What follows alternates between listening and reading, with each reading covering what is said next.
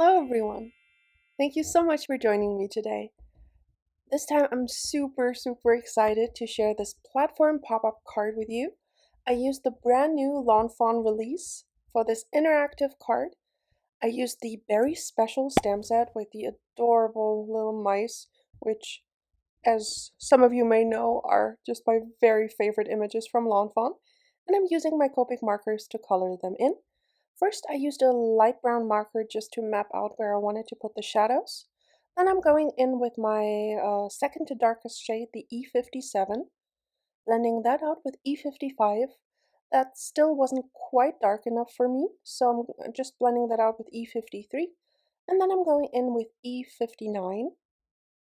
Just a thin little line around the darkest areas of my cute little mouse, so that there's like a nice contrast between the lightest areas and the dark ones. I'm blending that out with E55, again with E53. I'm using R20 and R22 for the insides of the ears and the little blush on the cheeks. And then I'm blending everything out with E51 to finish off this cute little mouse. For the strawberry plants, I'm using YG67. Just laying that in the areas that would be shadowed, or where I wanted the shadows to be.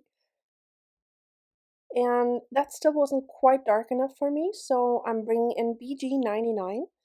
BG99 is actually one of my favorite markers to shade green with, because even though it's a BG color, it's a very green toned marker.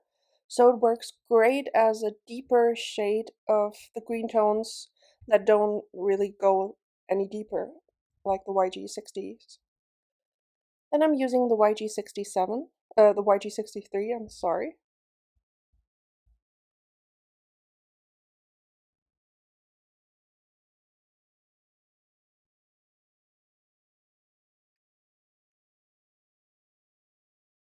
Just blending that out, blending out the other two colors.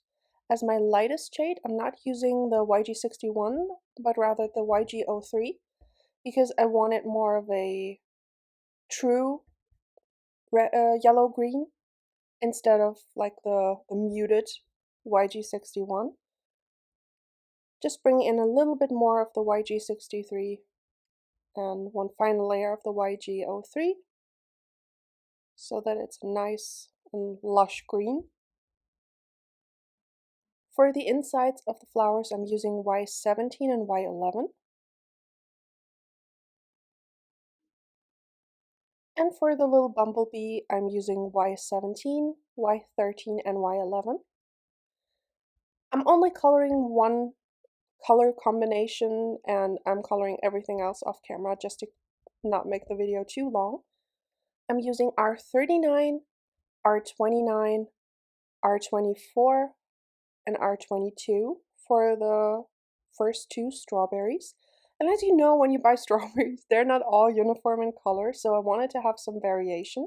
So I'm using R29 for the second combination, just leaving out the R39, blending that out with R24, R22 like before, and then I'm bringing in R20 as my lightest shade. I wanted to give my cute little mouse a little blue overall, so I'm using B90s, B99, B97, 95, 93, and 91, and I'm using the same shades for the little berry baskets. For the little wood sign, I'm also using E50 markers so that it would color match with the mice. I'm using E59, E57, E55, and E53. Just using some flicking motions to create a little bit of a wood grain pattern. I did color over the lines a little bit, so I'm bringing in the colorless blender just to clean up.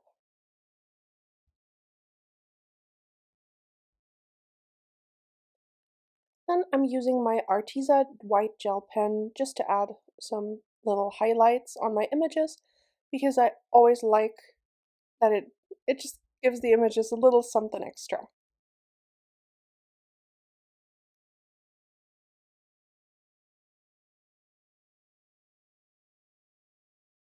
Just going over all of my images.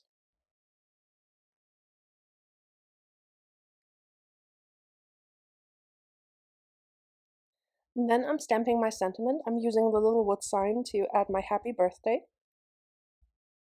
I'm adding some anti-static powder onto the wood sign and I'm stamping it with Versamark ink. I'm using the Wow Opaque Bright White embossing powder in Superfine. And then it's already time to assemble the pop-up platform. I die cut 3 of the T pieces and 2 of the main box pieces. And I added little X marks where you would have to add adhesive. The die also adds score lines to the paper. And to assemble the box, you basically just add 2 pieces of tape to each of the box panels and 1 piece of adhesive to the T pieces, and then just fold along the score lines. The T piece has 1 score line and the box has several. So we start by the flap where you add the adhesive and then just work our way down the die cut piece and fold along all of the score lines.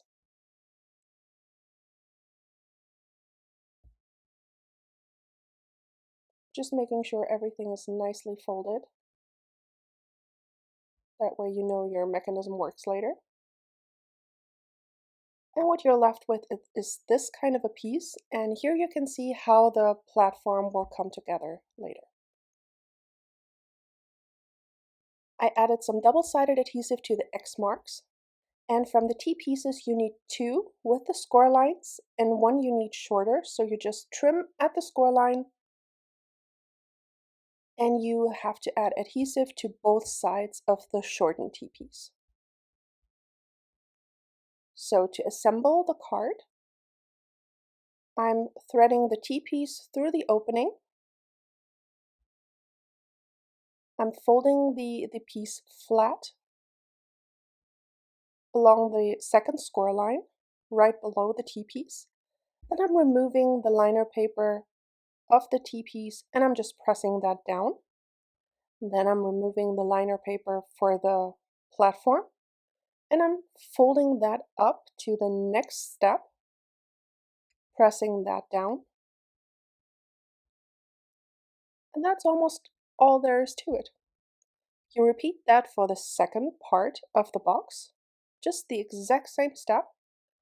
And then you remove the liner paper of the little flap, butt the 2 pieces up next to each other so they line up nicely, and then you just press down the adhesive to connect both.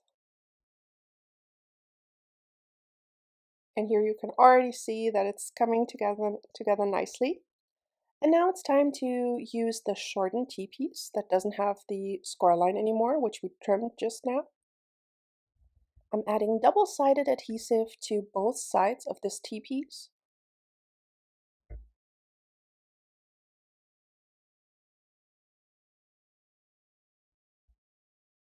And then I'm just folding the one side of the box down flat and as best as I can try to line up the T-piece with a score line as well as the T-piece above. It would have been easier if I hadn't removed the liner paper on both sides, but you know, oh well. Just gotta make it work. I just pressed down, trying not to put my paws into the adhesive, and I just folded the other side on top of that piece, pressed down where the T-piece had the exposed adhesive, and now I just have to remove the liner paper on the second flap and press down. And ta-da! We have a platform pop-up. I love this die set. It's such a fun effect. Oh my god, I want to make all the platform pop-ups. If I were to do this card again, I would recommend decorating the T-pieces before you assemble the box. I would also add the part that I'm ink blending now, which is the add-on, before you assemble the box completely, because it's just way easier to decorate a flat piece than try to adhere the images vertically. So if I were to do it again, this is what I would do, but it works fine this way as well. It's just a tiny little bit more fiddly. So for the background, I used a cloudy stencil and I ink blended that with tumbled glass. And now I'm also adding some splatters of salty ocean, tumbled glass, and liquid stardust. For the barn, I'm using the Build a Barn die set, and I just wanted the first story, so I just trimmed along the score lines, and I'm ink blending it with Warren lipstick and Festive berries, just to add a little bit of, the barn has been out there a while, so I'm also adding some aged mahogany, just to make it look a little bit weathered. Then I'm using the die cuts for the bow that goes around the box. You need 4 of the stitched ribbon pieces and 1 of each for the bow. I'm ink blending the ribbon pieces with Festive berries and with Warren lipstick. I'm doing the same for the main piece of the bow and the top part. And for the bottom part of the bow, I'm also adding a little bit of aged mahogany because I figured that would be in the shadow of the bow, so it's a little bit darker. The platform pop-up die comes with a grassy die and a hill die that is the same length as the T-pieces, but I wanted the center T-piece to go all across the platform. So in order to do that, you need a piece of cardstock or a hillside that's 3 3/4 of an inch long. That's 9.4 centimeters. And that takes you across the entire width of the box. I'm ink blending the grassy panels with Shabby shutters, twisted citron, and mowed lawn. And I'm also adding some mowed lawn splatters for more interest. And then it was time to assemble my barn. That one was more of a challenge than I anticipated because the pieces are seriously tiny, especially the windows. They're like 5 millimeters. They're super, super short. So it was a little bit more fiddly than I expected, but I love the results. So I'll be sure to get quite a bit of use out of that one. I'm just adhering everything down flat. For the doors, I made sure that those still open so I could tuck my little mouse in. I ink blended the insides of the windows with a little bit of black Distress Oxide ink so it looks like it's dark inside the barn. And I fussy cut one of the strawberries because I wanted to attach it to the barn and I didn't want the white outline there. And now I'm just using a Copic multiliner just to go along the edges so that it looks nice and smooth even though my fussy cutting skills are, let's say, subpar. I also ink blended a little bit of the Festive berries on the back side of the barn because it's a 3D pop-up card. You can see the back, so I wanted to make sure that looks nice. And here you can see the ribbon piece also has a score line. The shorter end of the score of the piece goes onto the long side of the box. So you add the longer piece on the side panels. And then you just attach it and the shorter pieces meet in the middle. Actually, for this one, for the first one, I folded along the score line, but I found that it actually adds a not that pretty crease to the paper.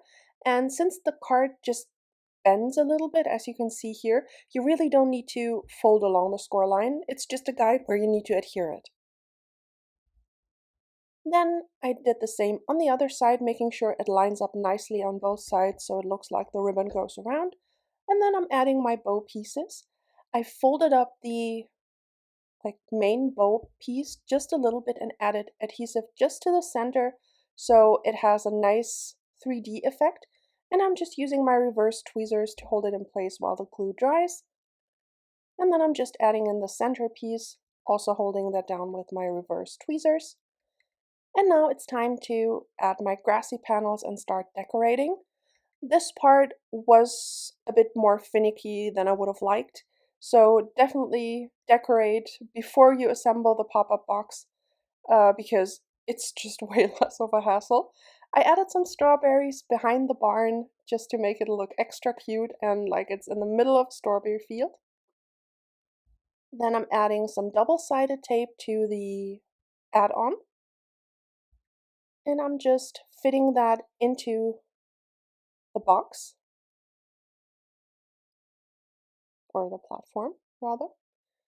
And I already love the way this looks. I'm adding my barn, and for most of those images I'm adhering, I just use double-sided adhesive as well, because it was just easiest to make sure it sticks immediately and not have to hold it while it dries. Then I'm also adding the mouse that's going into the barn to add all the strawberries. The one in the front that's already munching on the strawberry, of course. The one in the overall gets to hold a strawberry and looks like it's like he's putting it into the little basket.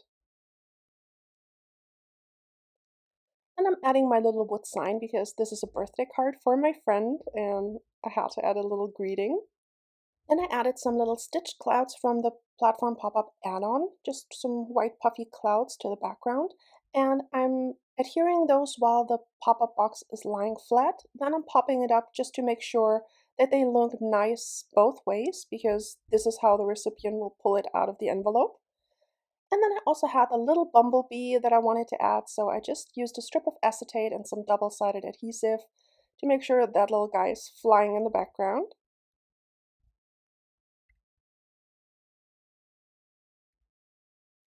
With the cards folded down, you need to use a 5x7 envelope, but when you use the add-on and you fold the card up, it goes both ways. It would fit into a standard A2 sized envelope as well, but I think this way the reveal is just way better, as you can see right now. Oh my god, I just love this effect. It's just the cutest. I want to make all the platform pop-ups. Oh my god, I love the fact that in comparison to like regular box cards, you can't see inside. Like the platform is solid, and it's just such a fun effect, and it really comes together super quickly. I had a blast making this one, and I really hope you enjoyed it as well. I would love it if you would consider subscribing to my channel for more crafty videos, and I hope I'll see you again next time. Until then, have an amazing day. Bye!